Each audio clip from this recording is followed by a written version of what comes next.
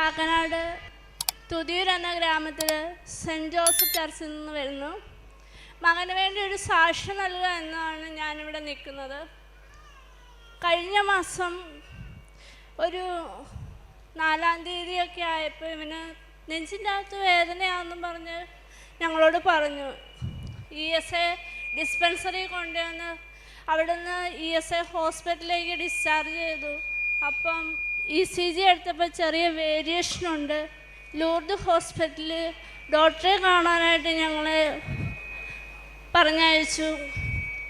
അവിടെ നിന്ന് ഡോക്ടറെ കണ്ട് എക്കോ ടെസ്റ്റ് നടത്തിയപ്പം ചെറിയ വേരിയേഷനുണ്ട്, ഒന്നും കൂടെ എക്കോ ചെയ്യണം എന്ന് പറഞ്ഞു. അത് ഞങ്ങൾ പിന്നെയും ചെയ്തു. രാവിലെ പോയിട്ട് 8 മണിയായപ്പം രണ്ടാമത്തെ റിസൾട്ട് വന്നപ്പം മോൻ്റെ ഹാർട്ടിൻ്റെ വാൽവ് അടഞ്ഞിട്ടില്ല,